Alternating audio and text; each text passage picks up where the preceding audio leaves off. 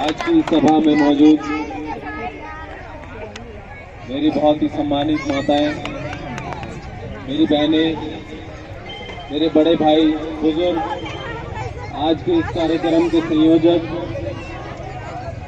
दायमा जी और जितने भी प्रधान जी यहाँ बैठे हैं, सभी का धन्यवाद करता हूँ कि आज आपने इस कार्यक्रम का जो आयोजन किया, आपसे मिलने का एक सौभाग्य प्राप्त हुआ मुझे।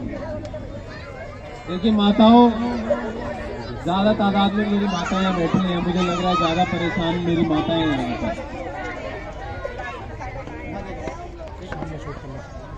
मैं सच बताऊं आपको तो कोई यहाँ नेता बनकर नहीं आए हूँ आपसे। मैंने देखा पिछले कई सालों में जो फरीदाबाद के हालात हुए हैं,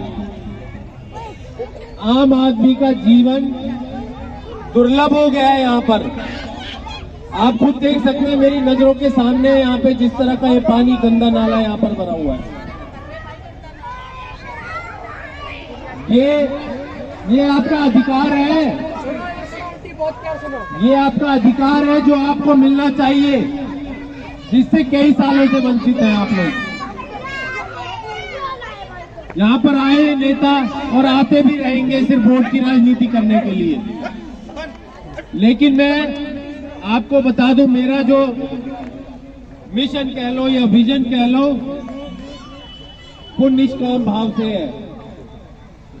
कुछ नहीं चाहिए मुझे बदले में आप लोगों से, कुछ नहीं चाहिए। मेरे और आपके शहर की स्थिति सुधर जाएगी, वही मेरा सबसे बड़ा लक्ष्य है। अपने इस संगठन का नाम भी आप देख रहे हो कि मैंने तत्व के नाम से शुरुआत की है। पढ़े लिखे यहाँ माताएं होंगी, बहनें होंगी, भाई होंगे, वो गूगल कर सकते हैं। तत्व शब्द का मतलब है कि निष्काम भाव से अपना कर्म करना, कोई फल की इच्छा नहीं है और ना चाहिए। लेकिन दुख होता है जब मैं अपने शहर में घूमता हूँ और जिस तरह के हालात यहाँ को देखने को मिलते हैं। आप जानते हैं पिछले 5 साल में फरीदाबाद को सरकार के तरफ से कम 15,000 करोड़ रुपए मिला है। 15,000 करोड़। अगर उसको 40 वार्डों में बांटा जाए तो एक वार्ड में 400 करोड़ रुपए आते हैं। मेरी माताएं, मेरी बहनों, क्या 400 करोड़ में इन पे ये सीवेज का पानी जो है सही तरीके से कहीं निपटान नहीं किया जा सकता? क्या 400 करोड़ में इनको ये मीठा पानी उपलब्ध कराने में कोई दिक्कत आती है?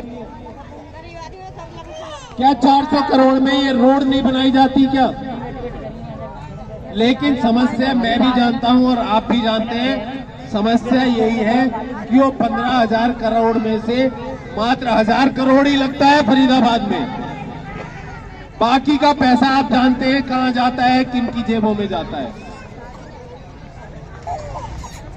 तो आपको ये जो प्रथा चली आ रही है, प्रणाली चली आ रही है, आपसे हाथ जोड़कर विनती है, मेरा साथ दो, अपने इस बेटे, अपने इस भाई का साथ दो। आपके साथ खड़ा होकर सबसे पहले तो ये जो बीच में चोर बाजारी है, इसको बंद करके दिखाऊंगा, ये आपसे वादा करता हूं। अगर 15,000 करोड़ आया है तो 15,000 करोड़ ही आपके शहर में लगेगा, इसका वायदा करता हूं आपसे।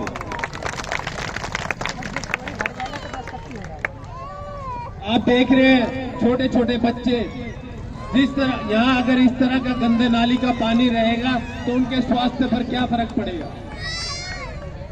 बीमार पड़ेंगे। बीमार होने के बाद अस्पतालों की कोई व्यवस्था नहीं है हमारे ये शहर में। कहाँ जाएंगे बताइए आप मुझे? प्राइवेट में आप जानते हैं जमीन बेचकर जो इलाज होता है प्राइवेटों में, पैसा इतना मांगते हैं, किसके बस की है इतना पैसा लगाना? देखिए मेरा जो विजन है वो कोई एक दिन का नहीं है, मैं आपको बड़े स्पष्ट शब्दों में बताना चाहता हूँ। मैं आऊं और आपसे झूठा वायदा कर दूं कि माता कल ये नाली मैं यहाँ पे सही कर दूंगा, नहीं, ये झूठे वायदे नहीं करूंगा और ना कोई ऐसा काम करूंगा। लेकिन हाँ, एक वायदा जरूर करूंगा कि अगर आप लोग मेरा साथ दोगे तो फरीदाबाद की व्यवस्था में इतना ज्यादा परिवर्तन लाके दिखाऊंगा कि आपकी ये छोटी नालियां आपको कहने की जरूरत नहीं पड़ेगी। हम तुम्हारे संग हैं, तुम हमारे संग हो, हम तुम्हारे संग हैं। आपके संग हैं और आप ही के लिए है, क्योंकि फरीदाबाद अब एक ऐसी स्थिति में पहुंच चुका है, यहाँ ये जो 6 इंच की सीवेज इन्होंने बिछा दिए हैं, इनको कितनी बार भी बदलवा लो, ये फिर 2 महीने बाद फिर बदलेंगे। भैया तो सब चुप लगा। यहाँ पे चाहिए एक सुदृढ़ तरीके से, एक प्लानिंग से, जो पूरे शहर के सीवेज को ट्रीट करके पूरी नालियों में से जितना भी कचरा है वो निकाल के कहीं निकाल के फेंक सके। इस तरह से रोडों पर, इस तरह से मैदानों में कचरा ना बिखराओ। पूरे राजी कॉलोनी 2 किलोमीटर से मैं वहां चलता आ रहा हूं, मैंने देखा जगह जगह पर कूड़ेदान बने पड़े हैं, जगह जगह पर कूड़ेदान पड़े पड़े हैं।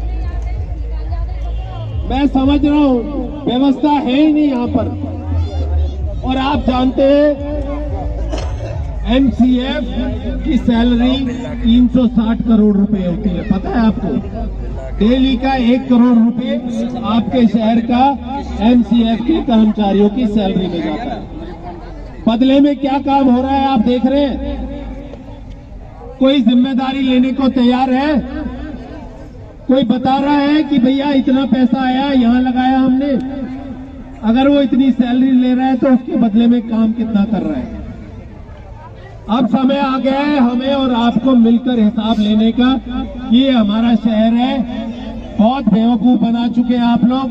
अब हमें एक एक पैसे का हमारा हिसाब दीजिए और बताइए कि भैया हमारे शहर का अगर पैसा आया है तो वो कहाँ लगाया है आप लोगों ने?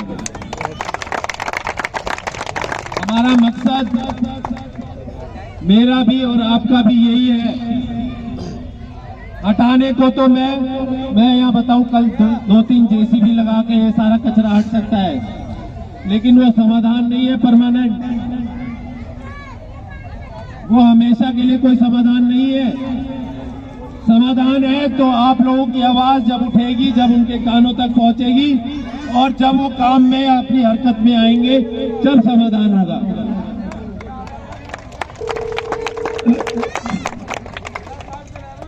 आप जानते हैं पानी की कितनी भारी किल्लत है हमारे शहर में। अभी तो अप्रैल शुरू भी नहीं हुआ है, अभी से मैं देख रहा हूं दुनिया भर के प्राइवेट टैंकर जो है चालू हो गए।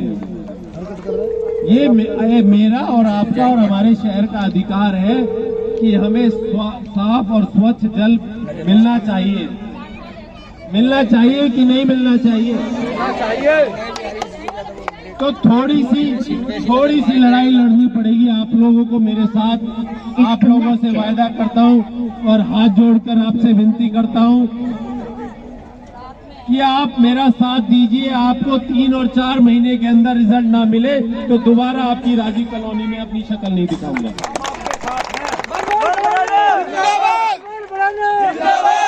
थोड़ा सा समय, सिर्फ थोड़ा समय चाहिए होगा मेरी माताएं, मेरे भाई, मेरे बुजुर्ग जो यहाँ खड़े हैं।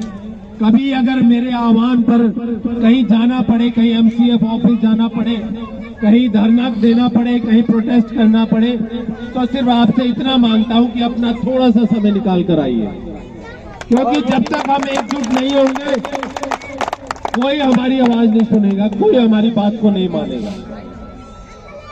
हमें एक हुजूम इकट्ठा करना है ताकि उन्हें भी पता लगे कि हाँ, ये अब जनता जागरूक हो चुकी है और ये अब अपने हक के लिए लड़ना जानती है और ये लड़ाई लड़ रहे हैं।